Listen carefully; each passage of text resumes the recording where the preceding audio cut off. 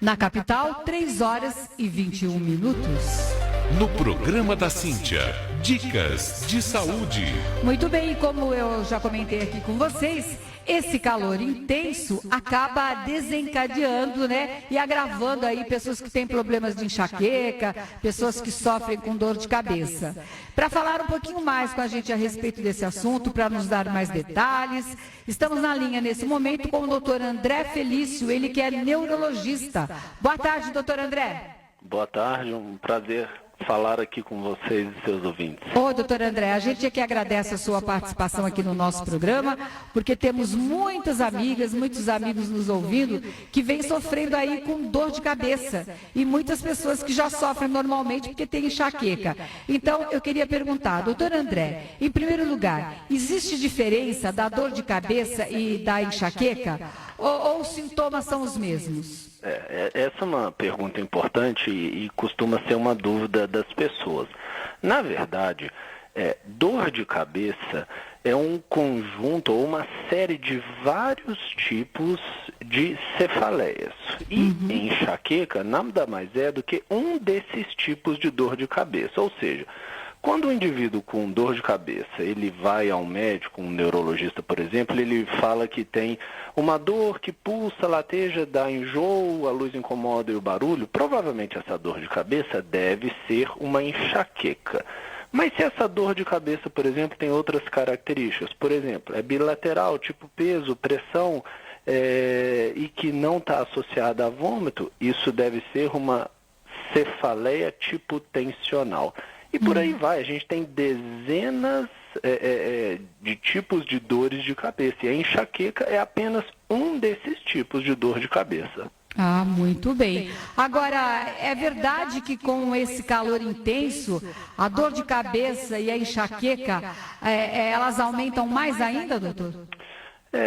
O calor em excesso, assim como outras alterações, por exemplo, privação de sono, um indivíduo que está mais ansioso, estressado, todos são fatores que podem desencadear crises de enxaqueca. Então, no calor, por exemplo, a pessoa, em geral, ela não faz uma hidratação adequada, então ela desidrata, ela eventualmente fica um pouco mais ansiosa, mais nervosa, tem mais dificuldade para dormir. Quando você junta essa série de coisas, isso pode ser um gatilho para que, num indivíduo suscetível, ocorram mais crises de dor de cabeça, em particular em enxaqueca.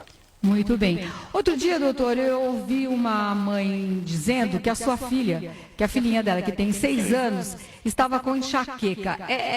Criança, essa idade, também já sofre com enxaqueca? É curioso, né? Enxaqueca, ela tem uma questão de hereditariedade importante, ou seja, pode haver história familiar e sim, crianças, adolescentes podem ter dor de cabeça, em particular em enxaqueca. Então, isso acontece sim e nós neurologistas vemos isso com frequência na nossa prática. Puxa vida, hein? Olha só, uma criança, porque tem pessoas que têm crises terríveis de enxaqueca, não é, doutor? É verdade. É verdade, mas a gente precisa deixar claro que a faixa etária onde a enxaqueca ocorre com mais frequência não é criança, é a mulher, primeiro, é o público que mais é acometido, é uma mulher dos 20 aos 40 anos de idade. Então, essa é a faixa etária mais comum. Se o senhor disse aí da parte que é a criança, né, que tem essa coisa da hereditariedade. Agora, a enxaqueca também pode ser provocada por uma má alimentação?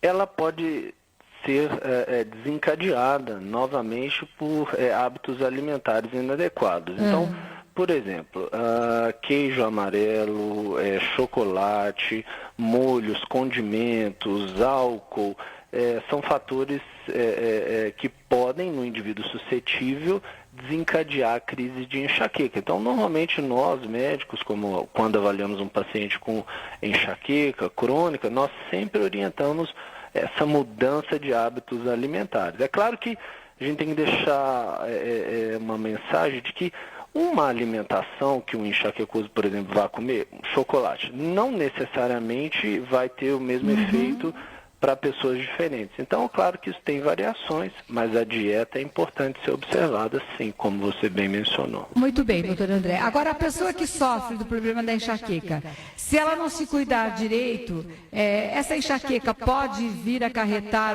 algum problema mais grave futuramente?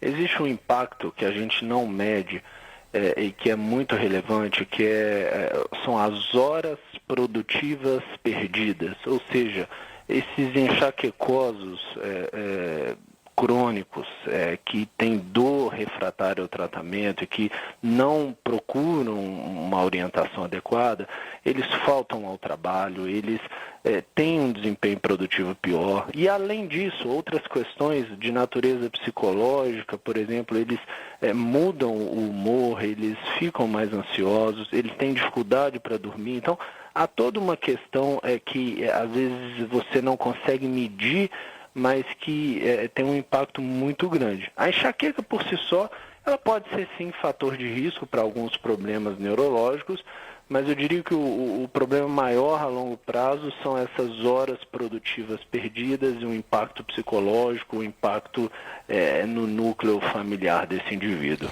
Muito bem, estamos conversando com o doutor André Felício, neurologista. Para a gente encerrar a sua participação no nosso programa, doutor, qual é a dica que o senhor pode deixar para as nossas ouvintes? O que elas devem fazer para se prevenir, para prevenir a enxaqueca nesses dias aí de verão tão quentes? Na dúvida, sempre procure o seu médico, mas eu acho que a dica principal nessa época do ano seria, parece óbvio, mas enfim, isso é muito importante, uma hidratação vigorosa, procurar alimentos, ingerir alimentos leves e saudáveis, e tentar ficar afastado do sol, não ficar exposto ao sol diretamente sempre que possível. Tá certo. Doutor André Felício, neurologista, muito obrigada pela sua participação aqui no nosso programa. Um grande abraço para o senhor. Eu que agradeço, um abraço. Boa tarde.